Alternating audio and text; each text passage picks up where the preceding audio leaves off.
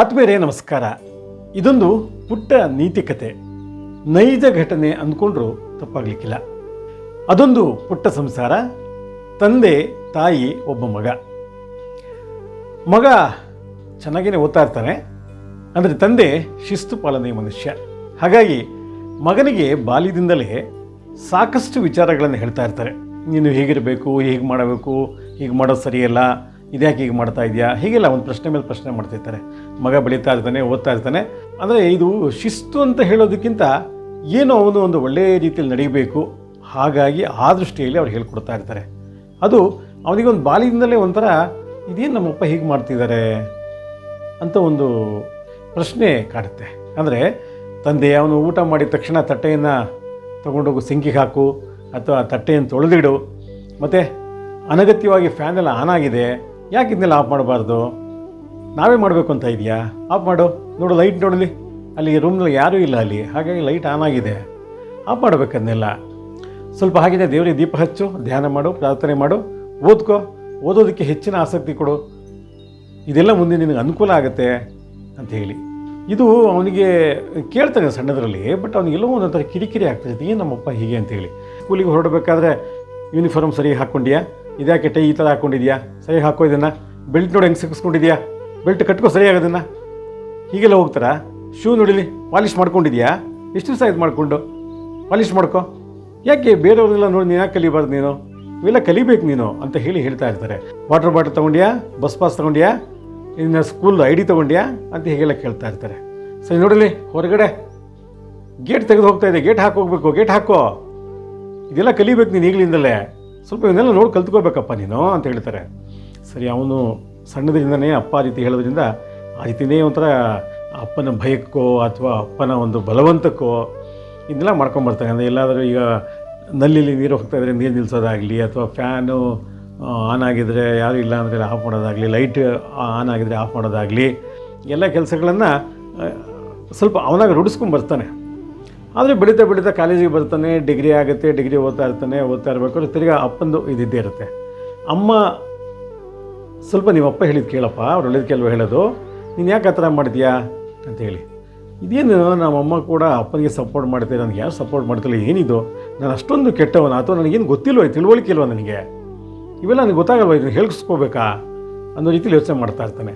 ಒಂದು ಸರಿ ಅಮ್ಮಗೆ ಹೇಳ್ತಾನೆ, ಅಮ್ಮ ನೋಡು ಅಪ್ಪ ನನಗೆ ತುಂಬ ಅದನ್ನು ಮಾಡು, ಇದನ್ನು ಮಾಡು, ಇದು ಸರಿಯಾಗಿ ಮಾಡ್ತಿಲ್ಲ, ಅದು ಸರಿಯಾಗಿ ಮಾಡ್ತಿಲ್ಲ, ಇಲ್ಲಿ ನೀರು ನಿಲ್ಲಿಸು, ಗೇಟ್ ಹಾಕೋ, ಫ್ಯಾನ್ ಆಫ್ ಮಾಡು, ಬರೀ ಒಂಥರ ನನಗೆ ಅದು ಏನಪ್ಪ ಒಂಥರ ಈ ಡಿಸಿಪ್ಲಿನ್ ಅನ್ನೋದು ಈ ಥರ ಇರುತ್ತಾ, ಇಷ್ಟೊಂದು ಮಾಡಬೇಕಾ, ಇದೆಲ್ಲ ಹೇಳಿಸ್ಕೋಬೇಕಾ, ಏನಪ್ಪ ನನಗೆ ಕಿರಿಕಿರಿ ಅನ್ಸುತ್ತಮ್ಮ, ನನಗೆ ಒಂದು ಕೆಲಸ ಸಿಕ್ಬಿಡ್ಲಿ ಪಾಪ, ದಯವಿಟ್ಟು ನಾನು ಸ್ವಲ್ಪ ಹೊರಗಡೆ ಇದ್ಬಿಟ್ಟು ರಿಲ್ಯಾಕ್ಸ್ ಆಗಿಬಿಡ್ತೀನಿ ಅತ್ಲಿಗೆ, ನೀನು ಅಪ್ಪ ಸ್ವಲ್ಪ ಆರಾಮಾಗಿರಿ, ನನಗೆ ಒಂಥರ ಇದು ಕಿರಿಕಿರಿ ಆಗ್ತದಂತೆ. ಅಮ್ಮ ಇಲ್ಲಪ್ಪ, ನೀವು ಅಪ್ಪ ಹೇಳೋದು ಒಳ್ಳೇದೇ ಅಲ್ವಾ, ನಾನೇನೋ ನಿನಗೆ ಈ ಥರ ಎಲ್ಲ ಮುದ್ದು ಮಾಡ್ತೀನಿ, ಇದೆಲ್ಲ ಮಾಡ್ತೀನಿ, ಎಲ್ಲ ನೋಡಿ ನಡೀತಾ ಇದೆ ಅಲ್ವಾ, ನೀನು ಒಬ್ಬನೇ ಮಗ, ಇದನ್ನೆಲ್ಲ ಕಲ್ತ್ಕೊಳ್ಳಿ ಅಂತ ಮಾಡ್ತಾರೆ. ಯಾಕೆಂದರೆ ಅವರು ಕೂಡ ಬೆಳೆದಿರೋ ವಾತಾವರಣ ಅಂಥದ್ದೇ ಅಲ್ವಾ. ಹಿಂದೆ ಹಾಗೇ ಇತ್ತು, ಅಪ್ಪ ಹೇಳಿದ ಮಾತನ್ನು ಎಷ್ಟು ಜನ ಮಕ್ಕಳಿದ್ರೆ ಕೇಳ್ತಾಯಿದ್ರು, ಆ ರೀತಿಲಿ ಬೆಳೆದು ಬಂದಿದ್ದಾರೆ, ಆಮೇಲೆ ಕಷ್ಟಪಟ್ಟು ಮೇಲೆ ಬಂದಿದ್ದಾರೆ, ನೀನು ಅವ್ರನ್ನ ಶ್ರಮನ ಅರ್ಥ ಮಾಡ್ಕೊ ಅಂತ ಹೇಳ್ತಾರೆ. ಹೋಗಮ್ಮ, ನೀನು ಸಪೋರ್ಟ್ ಮಾಡ್ತೀನಿ, ಇದು ಮಾಡ್ತೀಯ, ಒಂದು ಕೆಲಸ ಸಿಗಲಿ ಇದೆ ಅಂತ ಹೇಳ್ತಾನೆ. ಅವನು ಮುಂದೆ ಡಿಗ್ರಿ ಮುಗಿಯುತ್ತೆ. ಡಿಗ್ರಿ ಮುಗಿದ ಮೇಲೆ ಒಳ್ಳೆ ಅಂಕಗಳನ್ನು ತೆಗೆದುಕೊಂಡು ಉತ್ತೀರ್ಣನಾಗ್ತಾನೆ. ಈ ಡಿಗ್ರಿ ಮುಗಿದ ನಂತರ ಪ್ರತಿಷ್ಠಿತ ಖಾಸಗಿ ಸಂಸ್ಥೆಯಿಂದ ಅವನಿಗೆ ಉದ್ಯೋಗಕ್ಕೆ ಒಂದು ಆಹ್ವಾನ ಬರುತ್ತೆ. ಆ ಒಂದು ಸಂಸ್ಥೆಯಲ್ಲಿ ಕೆಲಸವನ್ನು ಗಿಟ್ಟಿಸಿದರೆ, ಅಂದರೆ ಉದ್ಯೋಗಕ್ಕೆ ಸೇರಿದರೆ ಬಹಳ ಒಳ್ಳೆಯದು, ಒಳ್ಳೆಯ ಸಂಬಳ ಇದೆ, ಒಳ್ಳೆಯ ಪರಿಸರ ಇದೆ ಅಂಥೇಳಿ ಎಲ್ಲ ಮಾತಾಡ್ಕೊತಾ ಇರ್ತಾರೆ. ಅವನಿಗೆ ಬರುತ್ತೆ. ಸರಿ, ಅವನೇನು ಮಾಡ್ತಾನೆ, ಇಂಟರ್ವ್ಯೂ ಇರೋ ದಿವಸ ಹೊರಡ್ತಾನೆ. ಅವನ ಮನಸ್ಸಲ್ಲೇ ಇರುತ್ತೆ, ನಾನು ಇವತ್ತು ಹೋಗಿ ಬರ್ತೀನಿ, ನಾನು ಏನೋ ಸೆಲೆಕ್ಟ್ ಆಗಿಬಿಟ್ರೆ, ಈ ಕೆಲಸ ಅಥವಾ ಬೇರೆ ಕೆಲಸ ಪರವಾಗಿಲ್ಲ, ಸೆಲೆಕ್ಟ್ ಆಗಿಬಿಟ್ರೆ ನಮ್ಮಪ್ಪಂಗೆ ಸರಿಯಾಗಿ ಬುದ್ಧಿ ಕಲಿಸ್ಬೇಕು, ಸ್ವಲ್ಪ ಹೊರಗಡೆ ಇರಬೇಕು, ನಮ್ಗೆ ಗೊತ್ತಾಗುತ್ತೆ ಏನು ಅಂತ ಗೊತ್ತಾಗುತ್ತೆ ಅಂತ ಹೇಳಿ ಅವನು ಯೋಚನೆ ಮಾಡ್ತಾನೆ. ಸರಿಯಾದ ಸಮಯಕ್ಕೆ ಆ ಒಂದು ಖಾಸಗಿ ಸಂಸ್ಥೆಗೆ ಬರ್ತಾನೆ ಇಂಟರ್ವ್ಯೂಗೆ ಬಂದಾಗ ಏನಾಗುತ್ತೆ ಅಂದರೆ, ಒಳಗಡೆ ಬರ್ತಾ ಇರ್ತಾನೆ. ನೋಡಿದರೆ ಅಲ್ಲಿ ಏನಾಗ್ತಿದೆ ಅಂದರೆ, ಎಲ್ಲರೂ ಒಳಗಡೆ ಆಗಲೇ ಹೋಗ್ತಾ ಇರ್ತಾರೆ. ಅಲ್ಲೊಂದು ಗೇಟ್ ಇರುತ್ತೆ, ಆ ಗೇಟನ್ನೆಲ್ಲ ತೆಗೆದುಬಿಟ್ಟು ಹಾಗೆ ಓಪನ್ ಮಾಡಿಬಿಟ್ಟು ಹೋಗ್ತಾ ಇರ್ತಾರೆ. ಇವನು ಬರ್ತಾನೆ, ನೋಡ್ತಾನೆ, ಏನು ಹೀಗೆ ಮಾಡ್ತಾರಲ್ಲ ಅಂಥೇಳಿ. ಅವ್ನು ಮನೇಲಿ ಮಾಡ್ತಾ ಇದ್ನಲ್ಲ, ಅದನ್ನು ನೋಡ್ಬಿಟ್ಟು ಏನಾಗುತ್ತೆ ಅಂದರೆ, ಒಳಗಡೆ ಬರ್ತಾನೆ. ಒಳಗಡೆ ಬರ್ತಿದ್ದಂಗೆ ಆ ಗೇಟನ್ನು ನಿಧಾನಕ್ಕೆ ಗೇಟ್ ಹಾಕ್ತಾನೆ. ಅಂದರೆ ಮುಂದೆ ಬರೋ ತಕ್ಕೊಂಡು ಬರಲಿ, ಬಟ್ ಗೇಟ್ ಹಾಕಿರಲಿ, ಯಾರಿಗೂ ತೊಂದರೆ ಆಗಬಾರ್ದು ಅಂತೇಳಿ. ಹಾಗೆ ಮೇಲೆ ಹತ್ತಿ ಒಳಗಡೆ ಬರ್ತಿರ್ತಾನೆ. ಅಲ್ಲಿ ಈ ಒಂದು ಫಿಲ್ಟರ್ ನೀರನ್ನು ಯಾರೋ ಕುಡಿದವ್ರು ಓಪನ್ ಮಾಡಿಬಿಟ್ಟಿರ್ತಾರೆ, ಸಣ್ಣಕ್ಕೆ ಹೋಗ್ತಾ ಇರುತ್ತೆ. ಅವನೇನು ಮಾಡ್ತಾನೆ, ಓಡಿ ಬಂದ್ಬಿಟ್ಟು ಅಲ್ಲಿ ಇದೇನು ಈ ನೀರು ಹೋಗ್ತಿದೆ ಇಲ್ಲ, ಎಷ್ಟೊಂದು ವೇಸ್ಟ್ ಆಗ್ತಿದೆ ಇಲ್ಲಿ ನೀರು ಅಂತ ಹೇಳ್ಬಿಟ್ಟು ಅದನ್ನು ನೀಟಾಗಿ ನಿಲ್ಲಿಸ್ತಾನೆ. ನಿಲ್ಲಿಸ್ಬಿಟ್ಟು ನೋಡಿಬಿಟ್ಟು ಬಂದು ಕೂತ್ಕೋತಾನೆ. ಕೂತ್ಕೊಂಡು ಎಲ್ಲ ಆಗಲೇ ತುಂಬ ಜನ ಇಂಟರ್ವ್ಯೂಗೆಲ್ಲ ರೆಡಿ ಆಗಿರ್ತಾರೆ, ದೊಡ್ಡ ದೊಡ್ಡ ಪುಸ್ತಕಗಳನ್ನು ಓದ್ತಾ ಇರ್ತಾರೆ, ದೊಡ್ಡ ದೊಡ್ಡ ಜನರಲ್ ನಾಲೆಜ್ ಪುಸ್ತಕಗಳನ್ನು ಓದ್ತಾ ಇರ್ತಾರೆ, ಡಿಸ್ಕಷನ್ ಮಾಡ್ತಾ ಇರ್ತಾರೆ ಅವರವರೇ, ನೆಕ್ಸ್ಟ್ ಯಾರಂತ ಹೋಗ್ತಾ ಇರ್ತಾರೆ. ಅಲ್ಲಿ ಸುಮಾರು ಒಂದು 25-30 ಜನ ಇಂಟರ್ವ್ಯೂ ಬಂದಿರ್ತಾರೆ. ಹಾಗೆ ನೋಡ್ತಾನೆ ಪಕ್ಕದ ಇದರಲ್ಲಿ ಯಾರೂ ಇರಲ್ಲ ಅಲ್ಲಿ, ಸುಮ್ಮನೆ ಫ್ಯಾನ್ 2 ಫ್ಯಾನ್ಗಳು ಜೋರಾಗಿ ಓಡ್ತಾ ಇರುತ್ತೆ. ಅಯ್ಯೋ ಎಷ್ಟು ವಿದ್ಯುತ್ ವೇಸ್ಟ್ ಆಗ್ತಾಯಿದೆ ಅಂತ ಹೇಳ್ಬಿಟ್ಟು ಇದು ಹೋಗ್ಬಿಟ್ಟು ಆ ಫ್ಯಾನ್ ಸ್ವಿಚ್ ಆಫ್ ಮಾಡಿ ಬರ್ತಾನೆ. ಬಂದ್ಬಿಟ್ಟು ಒಳಗಡೆ ಬರ್ತಾನೆ, ನೋಡ್ತಾನೆ, ಸರಿ ಕೂತ್ಕೊಂಡಿರ್ತಾನೆ. ಕೂತ್ಕೊಂಡು ಹಾಗೆ ಏನು ಕೇಳ್ಬೋದು ಅಂತ ಇದು ಮಾಡ್ತಿರ್ತಾನೆ. ಬಟ್ ಪಕ್ಕದವ್ರನ್ನ ಆತ್ಮೀಯವಾಗಿ ಮಾತನಾಡಿಸ್ತಾನೆ. ಆಮೇಲೆ ಹಾಗೇ ನೋಡ್ತಾನೆ. ಅಲ್ಲಿ ಅವ್ನಿಗೇನೇನು ಅನಿಸುತ್ತೆ, ಅವನು ಬಾಲ್ಯದಿಂದ ಕಲ್ತ್ಕೊಂಡ್ಬಂದಿದ್ನಲ್ಲ ಅಪ್ಪನ ಒಂದು ಶಿಸ್ತಿನ ಒಂದು ಮಾರ್ಗದರ್ಶನದಲ್ಲಿ ಅದನ್ನೆಲ್ಲ ಮಾಡ್ತಾ ಇರ್ತಾನೆ. ಅವ್ನಿಗೇನು ಅನಿಸುತ್ತೆ ಅದನ್ನೆಲ್ಲ ಸ್ವಲ್ಪ ಶಿಸ್ತುಬದ್ಧವಾಗಿ ಮಾಡ್ತಾನೆ.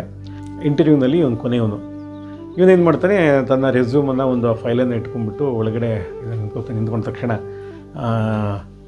ಇದೆಲ್ಲ ಸರಿ ಮಾಡ್ಕೋತಾನೆ. ಇದೆಲ್ಲ ಸ್ವಲ್ಪ ಒಳಗಡೆ ಹೋಗ್ಬಿಟ್ಟು ಇಂಟರ್ವ್ಯೂ ಬೋರ್ಡಲ್ಲಿ 3 ಜನ ಕೂತಿರ್ತಾರೆ. ಮೈ ಕಮಿನ್ ಸರ್ ಅಂತ ಹೇಳ್ತಾನೆ. ಬನ್ನಿ ಬನ್ನಿ ಬನ್ನಿ ಬನ್ನಿ ಕೂತ್ಕೊಳ್ಳಿ ಅಂತ ಹೇಳ್ತಾನೆ. ಏನು ನಿಮ್ಮ ಹೆಸರು ಅಂತ ಕೇಳ್ತಾರೆ. ಈತ ಹೆಸರು ಅಂತ ಹೇಳ್ತಾನೆ. ನಿಮ್ಮ ಇದನ್ನು ಕೊಡಿ, ನಿಮ್ಮ ರೆಸ್ಯೂಮ್ ಕೊಡಿ ಅಂತ ಹೇಳ್ತಾನೆ. ಅವ್ನು ಕೊಡ್ತಾನೆ. ಅದರ ರೆಸ್ಯೂಮ್ ನೋಡ್ತಾರೆ. ನೋಡಿಬಿಟ್ಟು ಆಮೇಲೆ ಅವನು ಇದನ್ನೆಲ್ಲ ನೋಡ್ತಾರೆ, ಅವ್ರ ಮಾರ್ಕ್ಸ್ ಕಾರ್ಡ್ಗಳು ಅಂತ ತೊಗೊಂಡಿರೋ ಅವಾರ್ಡ್ಗಳು ಅವೆಲ್ಲ ನೋಡ್ತಾರೆ. ನೋಡಿಬಿಟ್ಟು ಫೈಲ್ ಕ್ಲೋಸ್ ಮಾಡಿಬಿಟ್ಟು, ನಿಮಗೆ ಕಂಗ್ರಾಟ್ಸ್, ನೀವು ಈ ಸಂಸ್ಥೆಗೆ ಆಯ್ಕೆಯಾಗಿದ್ದೀರಿ, ನಿಮ್ಮನ್ನು ನಮ್ಮ ಸಂಸ್ಥೆ ಗೌರವದಿಂದ ಆಯ್ಕೆ ಮಾಡಿಕೊಂಡಿದೆ, ನೀವು ಮುಂದಿನ ತಿಂಗಳ 1ನೇ ತಾರೀಕಿನ ನಮ್ಮ ಆಫೀಸ್ ಜಾಯ್ನ್ ಆಗ್ಬೋದು ಅಂತೇಳಿ. ಅವನಿಗೆ ಒಂದು ಆಶ್ಚರ್ಯ ಆಗಿಬಿಡುತ್ತೆ. ಏನೂ ಇಲ್ಲ, ಫೈಲ್ ಕೊಟ್ಟೆ, ನನ್ನ ರೆಸ್ಯೂಮ್ ನೋಡಿದರು, ಮಾರ್ಕ್ಸ್ ಕಾರ್ಡ್ ನೋಡಿದರು, ಬೇರೆ ಬೇರೆ ಸರ್ಟಿಫಿಕೇಟ್ಸ್ ನೋಡಿದರು, ಇದನ್ನೆಲ್ಲ ನೋಡಿಬಿಟ್ಟು ಸೆಲೆಕ್ಟೆಡ್ ಅಂದರೆ ಏನಿದು ಅಂತ ಆಶ್ಚರ್ಯ ಆಗುತ್ತೆ ಅವನಿಗೆ. ಅವ್ನು ಹೇಳ್ತಾನೆ, ಸರ್ ನೀವು ಇಂಟರ್ವ್ಯೂನಲ್ಲಿ ಏನು ಪ್ರಶ್ನೆಗಳನ್ನು ಕೇಳಿಲ್ಲ, ನಾನು ತುಂಬ ತಯಾರಾಗಿ ಬಂದಿದ್ದೀನಿ, ನಾನು ನೀವೇನು ಕೇಳ್ತೀರ ಅಂತ ಹೇಳಿ ದಯವಿಟ್ಟು ತಪ್ಪು ತಿಳ್ಕೊಬೇಡಿ. ಇಲ್ಲ ಹಾಗೇನಿಲ್ಲ, ನಿಮಗೆ ಆ ಥರ ಕೇಳೋವಂಥ ಅಗತ್ಯ ನಮಗೆ ಬರಲಿಲ್ಲ. ಯಾಕೆಂತಂದರೆ ನಮ್ಮ ಈ ಸಂಸ್ಥೆಯಲ್ಲಿ ನಿಮಗೆ ಸಿಗ್ತಾರೆ ಈ ಉನ್ನತ ಹುದ್ದೆಗೆ ನಿಮಗೇನು ಬೇಕು, ವಿದ್ಯಾರ್ಹತೆ ಮತ್ತು ಬೇರೆ ಬೇರೆ ನಾವು ನೋಡಿದಾಗ ಪ್ರಮಾಣ ಪತ್ರಗಳು ಅವು ಇವೆಲ್ಲ ಸಪೋರ್ಟಿವ್ ಆಗಿ ಎಲ್ಲ ಇದೆ. ನಾವು ಗಮನಿಸಿದ ನಿಮ್ಮಲ್ಲಿ ಒಂದು ಸಂಸ್ಕಾರ, ಈ ಸಂಸ್ಕಾರ ನಮ್ಮ ಮೂವರಿಗೂ ಬಹಳ ಒಪ್ಪಿಗೆ ಆಯಿತು, ಹಾಗಾಗಿ ನಿಮ್ಮನ್ನು ಸೆಲೆಕ್ಟ್ ಮಾಡಿದ್ದೀವಿ. ಅವನಿಗೆ ಆಶ್ಚರ್ಯ ಆಗುತ್ತೆ. ಏನು ಸರ್ ಹಾಗಂದರೆ, ಇಲ್ಲ ನಾವು ಇಲ್ಲಿ ಕೂತ್ಕೊಂಡು ಬೇರೆಯವ್ರನ್ನೆಲ್ಲ ಇಂಟರ್ವ್ಯೂ ಮಾಡಬೇಕಾದ್ರೆ ನಾವು ಗಮನಿಸ್ತಾ ಇದ್ವಿ, CCTVಯಲ್ಲಿ ಬೇರೆ ಅಂದರೆ ಇವಾಗ ಇಂಟರ್ವ್ಯೂಗೆ ಬಂದವರ ಎಲ್ಲ ಚಲನವಲನಗಳನ್ನು ಗಮನಿಸ್ತಾ ಇದ್ವಿ. ನೀವು ಬಂದ್ರಿ, ಒಳಗಡೆ ಬರ್ತಿರ್ಬೇಕಾದ್ರೆ ಬಂದ ತಕ್ಷಣ ಗೇಟ್ ತೆಗೆದುಬಿಟ್ಟು ಅದನ್ನು ಹಾಗೆ ಹಾಕಿದ್ರಿ, ಹಾಗೆ ಒಳಗಡೆ ಬಂದ ತಕ್ಷಣ ಪಕ್ಕದ ರೂಮ್ನಲ್ಲಿ ಫ್ಯಾನು ಓಡ್ತಾ ಇತ್ತು, ನೀವು ಅದನ್ನು ಹೋಗ್ಬಿಟ್ಟು ಆಫ್ ಮಾಡಿದ್ರಿ. ಮತ್ತು ಇನ್ನೊಂದೇನೆಂದರೆ ನಾವು ಗಮನಿಸಿದಾಗ ಈ ಥರ ತುಂಬ ಮಾಡಿದ್ರಿ. ಆಮೇಲೆ ನೀರು ನಾನು ಗಮನಿಸಿದೆ, ಅಲ್ಲಿ ನೀರೆಲ್ಲ ಹಾಗೆ ಹೋಗ್ತಾ ಆಯ್ತು, ಅದನ್ನು ಸರಿ ಮಾಡಿದ್ರಿ. ಆಮೇಲೆ ನಲ್ಲಿ ಅದನ್ನು ನಿಲ್ಲಿಸಿದ್ರಿ. ನಮ್ಮ ಸಂಸ್ಥೆಗೆ ನಿಮ್ಮ ವಿದ್ಯಾರ್ಹತೆ ಮತ್ತು ಬೇರೆ ಅನುಭವದಿಂದ ದುಡಿಯೋವಷ್ಟು ಈ ಒಂದು ಸಂಸ್ಕಾರ ಇರಬೇಕು, ಅಂದರೆ ಈ ರೀತಿಯ ಒಂದು ಶಿಸ್ತುಬದ್ಧ ಜೀವನ ಇರಬೇಕು. ಇದಿದ್ಬಿಟ್ರೆ ಬದುಕಿನಲ್ಲಿ ಮುಂದೆ ಬರೋದಕ್ಕೆ ಸಾಕಷ್ಟು ಸಹಾಯ ಆಗುತ್ತೆ. ಇದನ್ನು ನಿಮಗೆ ಯಾರು ಹೇಳ್ಕೊಟ್ರೋ ನನಗೆ ಗೊತ್ತಿಲ್ಲ, ನಿಮ್ಮ ಅಪ್ಪ ಅಮ್ಮ ಹೇಳ್ಕೊಟ್ರೋ, ಗುರು ಹಿರಿಯರು ಹೇಳ್ಕೊಟ್ರೋ ನನಗೆ ಗೊತ್ತಿಲ್ಲ, ಆದರೆ ಒಳ್ಳೆ ಸಂಸ್ಕಾರ ಕಲಿಸಿದ್ದಾರೆ, ಹಾಗಾಗಿ ನಿಮ್ಮನ್ನು ಸೆಲೆಕ್ಟ್ ಮಾಡಿದ್ದೀವಿ ಅಂತೇಳಿ. ಅವನಿಗೊಂದು ಕ್ಷಣ ಏನು ಹೇಳೋಕ್ಕೆ ಗೊತ್ತಾಗಲ್ಲ, ತುಂಬ ಭಾವನೆ ಆಗ್ಬಿಡುತ್ತೆ. ಅವನಿಗೆ ಏನು ಹೇಳ್ಬೇಕಂತ ಗೊತ್ತಾಗಲ್ಲ, ಏನು ಅವನಿಗೆ ತೋಚೋದೇ ಇಲ್ಲ. ಅವನಿಗೆ ಎಂಥ ಕೆಲಸ ಮಾಡಿಬಿಟ್ಟೆ ನಾನು, ನಮ್ಮಪ್ಪ ನನಗೆ ಇಷ್ಟು ಶಿಸ್ತುಬದ್ಧವಾಗಿ ಬೆಳೆಸ್ತಾಯಿದ್ರು, ಕಲಿಸ್ತಾಯಿದ್ರು, ಅದೇನು ನಾನು ಒಂಥರ ಇದಾಗ ಅಂದ್ಕೊಂಬಿಟ್ಟಲ್ಲ. ಇಷ್ಟು ದೊಡ್ಡ ಸಂಸ್ಥೆಯಲ್ಲಿ ಕೆಲಸ ಸಿಗಬೇಕು ಅನ್ನೋದು, ಉದ್ಯೋಗ ಸಿಗಬೇಕು ಅನ್ನೋದು ಬಹಳಷ್ಟು ಪದವೀಧರ ವಿದ್ಯಾರ್ಥಿಗಳ ಒಂದು ಕನಸು. ಇಂತಹ ಇದರಲ್ಲಿ ನನ್ನ ಒಂದು ಇಷ್ಟು ವರ್ಷ ಏನು ನಾನು ವಿದ್ಯಾಭ್ಯಾಸ ಮಾಡಿ, ಅಂದರೆ ಇಷ್ಟು ವರ್ಷ ನಾನು ಓದಿ ಅದನ್ನೆಲ್ಲ ಹೇಳಬೇಕು ಅಂತ ಬಂದರೆ ಅದನ್ನೆಲ್ಲ ಬದಿಗೊಟ್ಬಿಟ್ಟು ನಿನ್ನ ಸಂಸ್ಕಾರ ಚೆನ್ನಾಗಿದೆ, ಹಾಗಾಗಿ ನೀನು ಸೆಲೆಕ್ಟ್ ಮಾಡಿದ್ದೀವಿ ಅಂತ ಹೇಳಿದ್ರಲ್ಲ, ಇದಕ್ಕೆಲ್ಲ ಕಾರಣ ನಮ್ಮಪ್ಪ ಅಲ್ವಾ, ನಾನು ಯಾಕೆ ಅವ್ರನ್ನ ಇಷ್ಟೊಂದು ಒಂಥರ ಒಂದು ರೀತಿಯಲ್ಲಿ ದ್ವೇಷ ಮಾಡ್ತಾ ಇದ್ದೆ, ಏನಪ್ಪ ಈ ಥರ ಆಗ್ಬಿಡ್ತು ಅಂತ ಹೇಳಿ ಅವನಿಗೆ ಬಹಳ ದುಃಖ ಆಗುತ್ತೆ. ಸರಿ, ಇಮ್ಮಿಡಿಯೇಟ್ ಅವನೇನು ಮಾಡ್ತಾನೆ, ಅಲ್ಲಿಂದ ಹೊರಟುಬಿಟ್ಟು ಮನೆಗೆ ಬರ್ತಾನೆ. ಮನೆಗೆ ಬಂದ ತಕ್ಷಣ ಅಪ್ಪ ಅಮ್ಮ ಆ್ಯಸ್ ಯೂಶುವಲ್ ಅಮ್ಮ ಕೇಳ್ತಾರೆ, ಹೇಗೆ ಮಾಡಿದ್ದೀವಿ ಮಗು, ಹೇಗಾಯಿತು, ಏನಾಯಿತು ಅಂತ ಹೇಳಿ. ಅಪ್ಪ ಬರ್ತಾರೆ, ಹೇಗಾಯ್ತು ಮಗು ಅಂತ ಕೇಳ್ತಾರೆ. ಅವನ ಕಣ್ಣಿನಲ್ಲಿ ದಳ ದಳ ದಳ ನೀರು. ಅವನಿಗೆ ಆ ಒಂದು ಭಾವುಕತೆಯನ್ನು ತಡ್ಕೊಳಕ್ಕಾಗಲ್ಲ. ಹೋಗ್ಬಿಟ್ಟು ಅವರಪ್ಪನ ತಬ್ಬು ಹಿಡ್ಕೊತಾನೆ, ದಯವಿಟ್ಟು ನನ್ನ ಕ್ಷಮಿಸಿ ಅಪ್ಪ ಅಂತೇಳಿ. ಏಯ್ ಯಾಕಪ್ಪ, ಯಾಕೆ ಹೀಗೆ ಮಾಡ್ತಿದ್ಯಾ, ಯಾಕೆ ಏನಾಯಿತು ಇಂಟರ್ವ್ಯೂನಲ್ಲಿ, ಆಗಲಿಲ್ಲ ನಿನಗೆ, ಪರವಾಗಿಲ್ಲ ಬೇರೆ ಕಡೆ ಸಿಗುತ್ತೆ ಬಿಡು, ಏನು ಚಿಂತೆ ಮಾಡ್ತೀಯಾ?